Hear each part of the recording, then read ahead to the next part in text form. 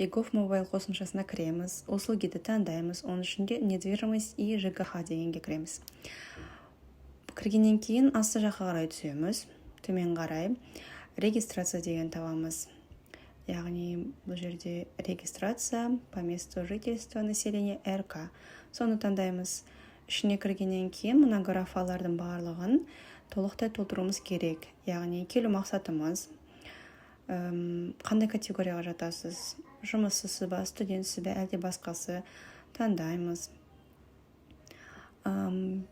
Білім деңгейіңіз, яғни жоғары ма, орташа мамандандырылған ба, әлде орташа ма, таңдаймыз. Оны да көрсетуіміз керек. Яғни таңдап болғаннан кейін қандай мамандықта оқыдыңыз, оны да таңдап өтуіміз керек. Таңдаймыз біреуін. Одан кейін қандай тұрмыстасыз ба, тұрмыс құрмағансыз ба, үйленгенсіз ба, жасқансыз, оны да таңдайсыз.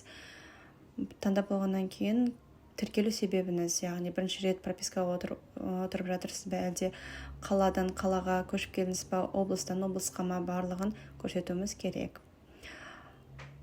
Таңдап болғаннан кейін үй иесісіз ба, сіз емес болсаңыз, яғни собственник дегенді басасыз.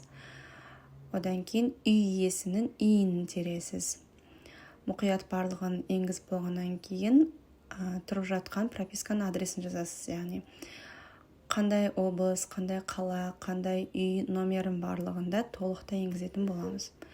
Барлығын енгізіп болғаннан кейін подписать етесіз услугаңызды. Болды. Одан кейін сіздің заявкаңыз қабылданды. Енді үй иелері оны мақұлдауы керек. Менің парақшама жазылуды ұмытпаңыздар.